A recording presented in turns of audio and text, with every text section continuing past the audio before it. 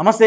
నేను మీ Gopi. Welcome back to our channel. ఈరోజు మనతో వచ్చరికి సీనియర్ జర్నలిస్ట్ జగదేవ్ గారు ఉన్నారు. సార్ నమస్తే సార్. నమస్తే గోపి. సార్, తెలుగుదేశం పార్టీ అనేది అంటే నేషనల్ పార్టీ అది. సో ఒకప్పుడు అయితే రెండు రాష్ట్రాలు కలిసి ఉన్నప్పుడు బాగా స్ట్రాంగ్గా ఉన్న పార్టీ తెలుగుదేశం పార్టీ. రీసెంట్గా విడిపోయింది. లాస్ట్ టైం ఇక్కడ పోటీ తెలంగాణలో కూడా ఎమ్మెల్యేగా ఏ పార్టీ టీడీపీ పార్టీ పోటీ చేయలేదు. మరలా టీడీపీ తెలంగాణలో అయితే ఫోకస్ పెట్టబోతుంది.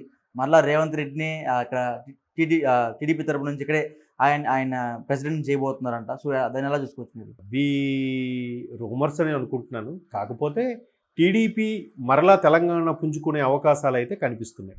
ఎందుకంటే టీడీపీ పని అయిపోయింది, టీడీపీని భూస్థాపితం చేసేసాము అనుకున్న గత ప్రభుత్వాలు ఏవైతే ఉన్నాయో, ఎప్పుడైతే మొన్న 2024లో కూటమి దిశగా అత్యంత బంపర్ మెజార్టీతో ప్రభుత్వాన్ని స్థాపించిందో, చంద్రబాబు నాయుడు కోసం ఇక్కడ ర్యాలీలు తీసేవారు, చంద్రబాబు నాయుడు గారిని హారతులు పట్టేవారు, చంద్రబాబు నాయుడు జేజేలు పలికేవాళ్ళు ఉన్నారు అనేదానికి నిన్నటి ర్యాలీయే తార్కాణం. ముఖ్యమంత్రి హోదాలో మరలా ఆయన తెలంగాణలో హైదరాబాద్లో అడుగుపెట్టిన తర్వాత, సో ఎప్పుడైతే మరలా ఆయన ముఖ్యమంత్రి హోదాలో వచ్చి ఈరోజు రేపు 6వ తేదీన ఇక్కడ తెలంగాణ రాష్ట్ర ముఖ్యమంత్రి రేవంత్ రెడ్డి గారితో కూర్చొని చర్చించుకోవడానికి వస్తున్నప్పుడు బేగంపేట నుంచి కూడా ఆయన నివాసాన్ని వరకు ర్యాలీ తీశారు. బీభత్సమైన వర్షంలో కూడా తెలుగు తమ్ముళ్ళు, తెలుగు కార్యకర్తలు ఎక్కడ ఉన్న వాళ్ళు ఆ వర్షాన్ని కూడా లెక్క చేయకుండా ఆయనకి అడుగడుగున నీరాజనాలు పెట్టారు.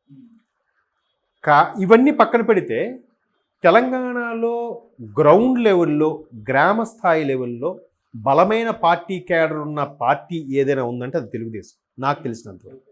ఎందుకంటే ముఖ్యమంత్రి నందమూరి తారక రామారావు గారు పార్టీ పెట్టిన తర్వాత 83లో ప్రభుత్వాన్ని స్థాపించిన తర్వాత ఆయన ఏదైతే నవాబు పరిపాలనలో బాగా నలిగిపోయి, తర్వాత కొన్ని రకాల దొరల పాలనలో నలిగిపోయిన వ్యక్తులు ఆ తర్వాత కాంగ్రెసు 3 నెలలకు 6 నెలలకు మారిపోయి ముఖ్యమంత్రులతో పరిపాలన అస్తవ్యస్తంగా ఉన్న పరిస్థితుల నుంచి వాళ్ళని ఒక విధంగా ఇట్లా మునిగిపోతున్న చేత్తో తీసి ఒడ్డుకు పెట్టినట్టుగా పెట్టేశాడు ఆయన.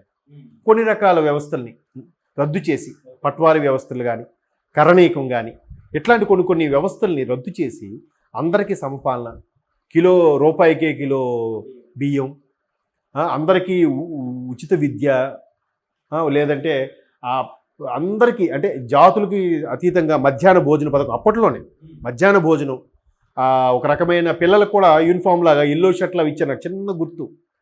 అట్లా పరిపాలన అనేసరికి ఒక్కసారిగా అక్కడ ఒక పూట గెంజి తాగి ఒక పూట జొన్న రొట్లు తినే బతుకుల్లో ఇట్లా బియ్యం ఇచ్చి, మంచి బియ్యం, అది కూడా సన్న బియ్యం, వెలుగు నింపితే వాళ్ళు ఇంకో మర్చిపోతారా, గుండెల్లో పెట్టుకున్నారు.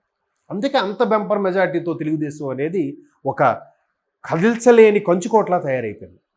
కోర్స్ తర్వాత మళ్ళీ కాంగ్రెస్ రావడము, మళ్ళీ ఓడిపోవడం, మళ్ళీ రావడము, ఆ తర్వాత కొన్ని అనూహ్య పరిణామాల వల్ల చంద్రబాబు లాంటి వ్యక్తి, ఆయనతో పాటు ఒక సుమారుగా 170-180 మంది ఎమ్మెల్యేలు వైస్రాయ్ హోటల్కి వెళ్ళి ఎన్టీఆర్ గారిని గద్దించి రావడం, ఇదన్నీ జరిగాయి.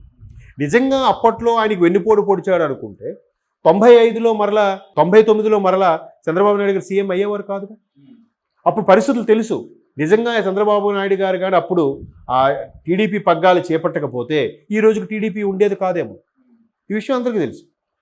సో ఇట్లాంటి పార్టీని, బలోపేతంగా ఉన్న పార్టీని బీఆర్ఎస్ వచ్చిన తర్వాత, లేదా స్టేట్ డివైడ్ అయిపోయిన తర్వాత ఒక్కొక్కరిగా పార్టీలు మారడము, కొంతమందికి రకరకాల నోటుకు ఓట్లు లాంటివి బ్లాక్మెయిల్ చేయడమో, లేదంటే వాళ్ళకి బెదిరించడమో, అరే మనుగోడు సాగించాలంటే ఏదో ఒక తీర్థం పుచ్చుకోవాలి కాబట్టి అధికారం వైపు వెళ్తేనే, మనకు అధికార పార్టీ వైపు వెళ్తేనే బాగుంటుంది అనుకోవడం, మొత్తానికి టీడీపీ ఏమీ లేకుండా అయిపోయింది. మొన్న కాంగ్రెస్ గవర్నమెంట్కి వచ్చినప్పుడు కూడా టీడీపీ పరోక్షంగా లోపాయకారంగా సపోర్ట్ ఇచ్చిందనే వార్త కూడా చాలా వరకు చక్కర్లు కొట్టింది. సో అందుకే టీడీపీ ఇక్కడ పోటీ చేయలేదన్న అంశంగా. సో రాష్ట్ర భవిష్యత్తు కోసం ఏదైతే గత 10 ఏళ్ళలో కేసీఆర్ గారి హయాంలో దొరల పాలన అని కొంతమంది విమర్శిస్తున్నారో అటువంటి వాడిని తిప్పికొట్టాలనో మొత్తానికి టీడీపీ పోటీ చేయకుండా ఉండడం, కాంగ్రెస్ రావడం మొత్తానికి జరిగింది. ఇప్పుడు కాంగ్రెస్ ముఖ్యమంత్రి కూడా ఒకప్పటి టీడీపీలోని వ్యక్తే. ఒకప్పుడు ఆయన బాసుగా ఉన్నప్పుడు ఆయన సహచరుడు ఈయన. సో ఇద్దరు ముఖ్యమంత్రులు ఏకమయ్యి తెలుగు వారిని, తెలుగు రాష్ట్రాలని డెవలప్ చేయాలనే ఉద్దేశంతో పనిచేస్తున్నారు కాబట్టి ఇప్పుడు అక్కడ ముఖ్యమంత్రి హోదాలో ఉన్నాడు. పైగా నేషనల్ పార్టీ తెలుగుదేశం పార్టీకి అధ్యక్షుడిగా ఉన్నది చంద్రబాబు నాయుడు కదా. ఇక్కడ కాసాని జ్ఞానేశ్వరంగా ఉండేవారు, ఆయన రిజైన్ చేశారు మొన్నే. తర్వాత అక్కడ కోర్స్ అచ్చెన్నాయుడు గారు ఉన్నారనుకుంటున్నాను. ఇట్లాంటి పార్టీని మరలా ఎలాగో గ్రౌండ్ లెవెల్ ఉంది కాబట్టి మెల్లగా పుంజుకునే దిశగా పావులు కదిపే అవకాశం కూడా లేకపోలేదు. కాకపోతే మీరు అన్నట్టు మరలా రేవంత్ రెడ్డి గారిని టీడీపీలోకి తీసుకొని డెవలప్ చేస్తారు, గవర్నమెంట్ ఫామ్ చేస్తారు అనేది మాత్రం జరగకపోవచ్చు. అంటే టీడీపీకి బాగా పట్టున్న స్థలం ఖమ్మం జిల్లా అని బాగా అంటూ ఉంటారు. సో తెలంగాణ వ్యాప్తంగా పెద్దగా అయితే ఏమిది, ఖమ్మం జిల్లాలో బాగా ఉంటుందంట. ఎందుకంటే అక్కడ చౌదరీస్ అనే వాళ్ళు బాగా ఎక్కువ ఉంటారని అక్కడ బాగా పెనువార్త ఎక్కువ. ఆ సామాజిక వర్గం అనే కాదు, ఖమ్మం అనేది ఏంటంటే పేరుకు తెలంగాణలో ఉన్న అక్కడున్న వ్యక్తుల యొక్క వ్యాపారాలు కానీ, అక్కడ నివసించే ప్రజల యొక్క పెళ్ళి పేరంటాలు రిలేషన్స్ మెయింటైన్ చేయడం కూడా అటు కృష్ణా జిల్లాకి గోదావరి జిల్లాలతోనే ఎక్కువగా పెళ్ళిళ్ళు జరుగుతుంటే బిజినెస్లు కూడా చేసుకుంటుంటారు.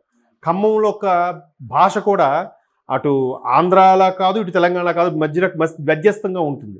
ఇంచుమించు ఆంధ్ర లాంగ్వేజ్ లాగే ఉంటుంది భాష కూడా. తెలంగాణ యాక్సెంట్ అంతగా వినపడదు. కానీ తెలంగాణ వ్యాప్తంగా కూడా టీడీపీకి ఉంది అవకాశం లేక. బీఆర్ఎస్ అనేది బాగా ఆ తెలంగాణ ఉద్యమం వేడిలో కొట్టుకొచ్చేసింది కాబట్టి సరే అని బీఆర్ఎస్కి అందరూ జై కొట్టారేమో. ఇప్పుడు బీఆర్ఎస్ పరిస్థితి ఏంటో చూస్తున్నాగా. అసెంబ్లీలో పరాభవం, లోక్సభ విషయానికి వస్తే ఒక్క సీటు రాలేదు. ఇప్పుడు అసలు 3వ స్థానంలో ఉన్న కాంగ్రెస్ అనౌఖ్యంగా పుంజుకుంది. ఇప్పుడు నెక్స్ట్ బీజేపీ ఉంది. టీడీపీ కూడా పుంజుకోకూడదు అని గ్యారంటీ ఏమైనా ఉందా? రాజకీయాల్లో ఏమైనా జరగచ్చు కదా. అవును. సరే బాబు గారు మళ్ళీ అక్కడ సీఎం అయ్యారు కాబట్టి మనకు సపోర్ట్గా ఉంటుందని చెప్పి మరలా ఏ ఒక్కరిద్దరైనా తెరమరుగైన వాళ్ళు కానీ, లేదా ప్రస్తుత పార్టీల్లో వాళ్ళకి ప్రాధాన్యత లేదు అనుకున్న వాళ్ళు కానీ మరలా టీడీపీలోకి వచ్చి మెల్లగా ఏదో ఒకటి చేసి ఒక్క సీటే 2 సీట్లు సంపాదించుకొని మరలా పుంజుకునే అవకాశాలు ఉన్నాయిగా. సార్ ఈపాటికే ఆ 2-3 ఫ్యాన్స్ జై ధ్వానాలు ఏంటంటే నెక్స్ట్ ఎలక్షన్లో గ్యారంటీ టీడీపీకి ఒక 20 సీట్లు వస్తాయబ్బా, 119లో ఒక 20 సీట్లు టీడీపీకి వస్తాయంట. అంటే ఇంకోటి అంటాడు ఏమో గవర్నమెంట్ ఫామ్ చేస్తే చెప్పలేమంటారు. గవర్నమెంట్ అయితే ఫామ్ చేయదు కానీ ఈజీగా 10 నుంచి 15 సీట్లు వస్తాయని అన్నాడు. మేబీ ఆ 10-15 సీట్లతో కూడా రేపు చక్రం తిప్పొచ్చు కదా. ఇప్పుడు ఎన్డీఏలో అక్కడ చక్రం తిప్పుతున్నట్టుగా. సో అట్లా ఎవరి ఆశాభావం వాళ్ళది. మన పార్టీ వస్తుందంటే మన